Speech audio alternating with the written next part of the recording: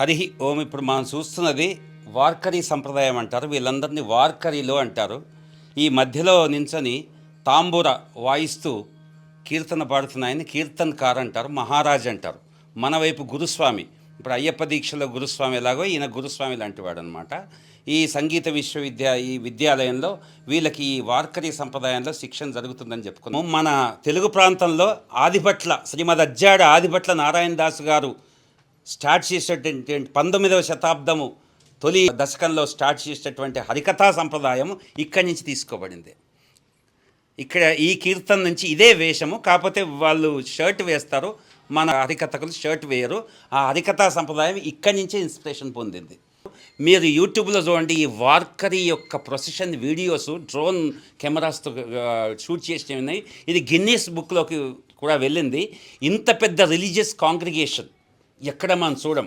కుంభమేళా తర్వాత ఇంత పెద్ద రిలీజియస్ కాంగ్రిగేషన్ మహారాష్ట్రలోనే జరుగుతుంది.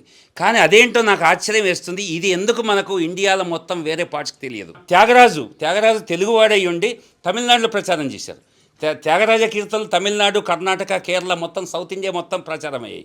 కానీ మహారాష్ట్రలో ఇది మాత్రం, ఈ వార్కరీ సంప్రదాయం ఒక్క మరాఠీకి మాత్రమే పరిమితం అయిపోయింది. చాలా పెద్దది. ఊరుని ఎన్నో గ్రామాలని, పట్టణాలని స్పృశిస్తూ వెళ్తుంది ఈ వార్కరీ ప్రొసెషన్. ఇలాగా ఎక్కడెక్కడైతే సంతులు భక్తులు పుట్టారో ఆ పల్లకీలన్నీ తులసి వృక్షాన్ని తీసుకొని ఆ పల్లకీలను మోసుకుంటూ వాళ్ళు కాలినడకన పండరిపురం వెళ్ళి శయన ఏకాదశి రోజు, ఆషాఢ శుద్ధ ఏకాదశి రోజు విఠలేశ్వరుని దర్శనం చేసుకొని పునీతం అవుతారు. ఇందాక ఒక టీచర్ గారు, ముంబై నుంచి వచ్చిన టీచరు, వాళ్ళ అబ్బాయి ఇక్కడెక్కడో ఉంటాడు దీంట్లోనే, వాళ్ళ అబ్బాయిని చేర్చిన తర్వాత అబ్బాయికి ఉండేటువంటి మొబైల్ ఎడిక్షన్, అలాగే మనకు ఆ మొబైల్ ద్వారా వచ్చినటువంటి ఇంటర్నెట్లో వచ్చేటువంటి మానవ వికారాలన్నిటి పోయి ఇక్కడికి చేర్చిన తర్వాత ఆయన సిబిఎస్ఈ స్కూల్లో చదువుతున్నాడు. మోడర్న్ స్టడీస్ చేస్తూ సైమల్టేనియస్గా ఇక్కడ జాయిన్ అయిన తర్వాత 2 ఏళ్ళు ఆమె చెప్పింది మీకు, ఆయనకున్న బ్యాడ్ హ్యాబిట్స్ అన్నీ పోయి ఆయన పొద్దున్నే లేచి నిద్రపోయే సమయంలో నిద్రపోతూ, చదివే సమయంలో చదువుతూ, పొద్దున్నే ఇక్కడ నేర్పినటువంటి అన్నీ నేర్చుకుంటూ ఒక పద్ధతిగా క్రమశిక్షణ గల జీవితాన్ని గడుపుతున్నాడని చెప్పి ఆ టీచర్ గారు ఆనందం వ్యక్తం చేశారు. మనం కూడా మన పిల్లలకు ఇలాంటి, చూడండి ఈ పిల్లల్ని చూస్తుంటే ఎంత ముచ్చటేస్తుంది, అన్నమయ్య కీర్తనలు, త్యాగరాయ కీర్తనలు మనకు వచ్చిన లెవెల్లో మీకు నచ్చినటువంటి ఆధ్యాత్మిక కోణంలోంచి వాళ్ళ జీవితాన్ని మలిచేటువంటి ప్రయత్నం చేసుకుందాం. ఈ వీడియో మీకోసం, మీ పిల్లల కోసం, ముఖ్యంగా మీ పిల్లల్ని మలచడానికి చాలా పనిచేస్తుంది. ఇది ఒక ప్రాక్టికల్ వీడియో, ప్రాక్టికల్ పర్పస్ ఉన్నటువంటి ఉద్దేశంతో మేము వచ్చి షూట్ చేస్తున్నాం.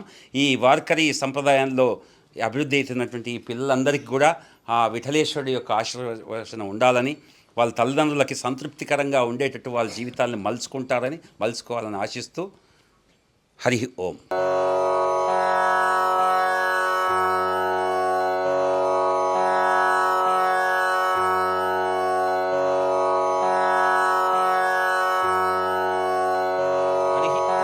ఇప్పుడు మనం మహారాష్ట్రలోని పుణే మహానగరానికి దగ్గరలో ఉన్నటువంటి ఆళంది అనేటువంటి ఒక చిన్న పట్టణంలో ఉన్నాం మనము. ఇది ఇంద్రాయణి నదీ తీరంలో ఉంది. ఇక్కడ జ్ఞానేశ్వర్ మహారాజ్, మావులి అంటారు ఇక్కడ లోకల్గా, జ్ఞానేశ్వర్ మహారాజు సమాధి పొందినటువంటి ప్రదేశం. ఇక్కడే ఆయన తన భక్తి సాధన చేశారు ఈ పట్టణంలో. ఒకప్పుడు ఇది చిన్న గ్రామము. ఈ పట్టణానికి చాలా ప్రాశస్త్యం ఉంది. మహారాష్ట్ర విఠల భక్తులందరూ కూడా ఈ ప్రాంతానికి రావాలని, ఇక్కడ ఉన్నటువంటి జ్ఞానేశ్వర్ మహారాజు యొక్క సమాధిని, ఆయన జీవ సమాధి పొందారు 20 ఏళ్ల వయసులోనే, ఆ సమాధిని దర్శించాలని చాలా ఉబలాట పడతారు. వీరి పేరు కూడా జ్ఞానేశ్వర దేవుడే గారు. వీరు దాదాపు 2000 సంవత్సరంలో ఇక్కడికి వచ్చారు. వచ్చి 10 ఏళ్ళు మాధుకర భిక్ష అనేటువంటి సంప్రదాయంలో ఇక్కడ వారు భోజనాన్ని స్వీకరిస్తూ ఇక్కడ వాళ్ళు జ్ఞాన సాధన చేశారు. తర్వాత వార్కరీ సంప్రదాయంలో మనం వేద పాఠశాలలు ఉంటాయి కదా మన దగ్గర, అలాంటి వార్కరీ పాఠశాలను స్థాపించారు.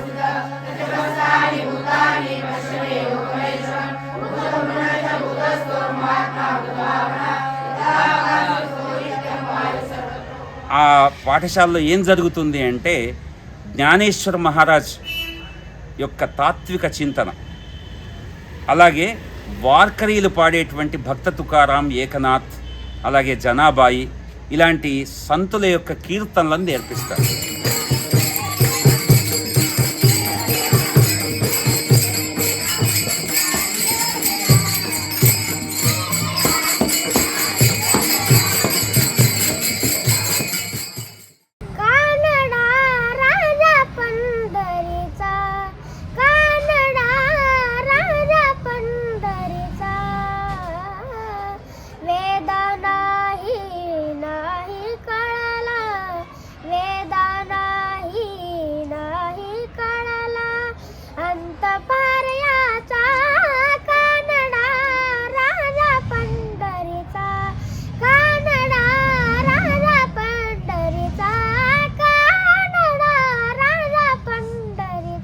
చాలామంది తల్లిదండ్రులు కూడా మనం ఆశ్చర్యపోతాం. అసలు ఇవాళ ఇంజనీరింగ్, డాక్టరేటు, కార్పొరేట్ సంస్థల్లో పనిచేయడం, డబ్బులు సంపాదించడం, పిల్లల్ని చాలా విదేశాల్లో స్థిరపరచడం అనే భావన ఉన్నటువంటి ఇవాళ ఈ మోడ్రన్ కమర్షియల్ ఎరాలో కూడా పిల్లల్ని ఇక్కడికి తీసుకొచ్చి కేవలం భక్తితత్వంలోకి పెట్టడమే మా జీవిత ధ్యేయంగా చాలామంది పేరెంట్స్, తల్లిదండ్రులు చెప్పారు. ఆ ఇంటర్వ్యూస్ కూడా మనం తీసుకున్నాము. ఇదొక జ్ఞాన గంగ, ఇదొక భజన గంగ, ఇదొక కీర్తన గంగ.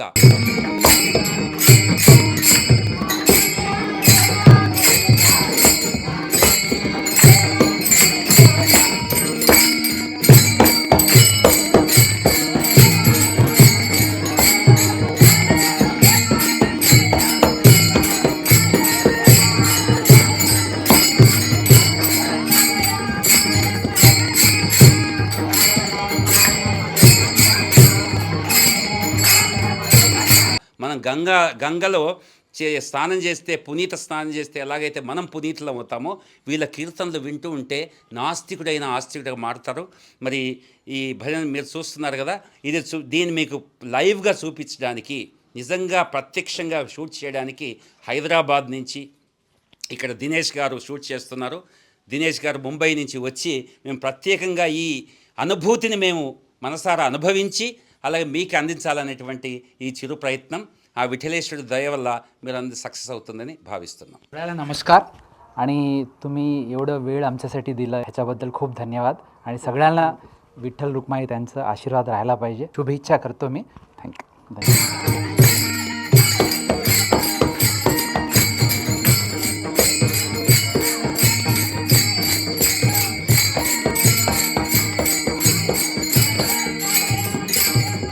एवढी आमची परिस्थिती नाही, पैसे बी नाहीत, तरी आमचे महाराज आम्हाला काय बोलत नाहीत, आमच्याकडून करून घेतात. परमार्थ पहिलंच कीर्तन आहे, आनंद वाटतोय आणि माझं कीर्तन हे खूप छान व्हावं हीच इच्छा आहे माझी. रामकृष्ण.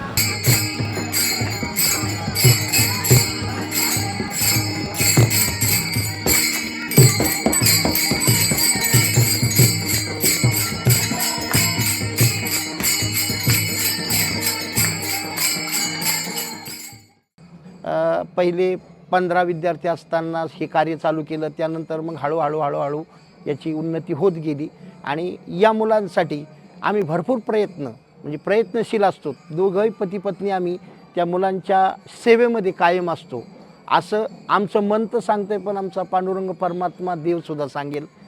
ఈ జ్ఞానేశ్వర మావులి గారి కుమార్తె అండ్ కుమారుడు ఈ భక్తి తత్వంలోకి ప్రవేశపెట్టి వాళ్ళని, భగవతి అమ్మాయి పేరు, ప్రవేశపెట్టి ఆయన ఎంతో సంతృప్తిని పొందుతున్నారు.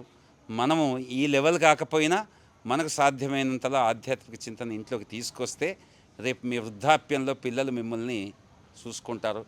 మీ పట్ల ప్రేమాభిమానాలు, మీరు పిల్లలకు చేసిన సేవకి కనీసం 10% అన్న మీ అవసరాల్లో వాళ్ళు ఉపయోగపడతారు. అలాగే సమాజానికి ఉపయోగపడతారు, నిజమైన జీవితాన్ని జీవిస్తారు. మనం ఈ లెవెల్లో చేయలేకపోయినా కనీసం ఈ వీడియో నుంచి మనం ఇన్స్పిరేషన్ తీసుకొని మన పిల్లల్ని ఇలాగా కేవలం కార్పొరేట్ స్టడీస్ కోసమే కాకుండా మా ఆధ్యాత్మిక చింతన కూడా కొద్దో గొప్ప మన సమయంలో వాళ్ళ కోసం కేటాయించి మనం మలుచుకోవాలనే సందేశాన్ని ఈ వీడియో ఇస్తుంది.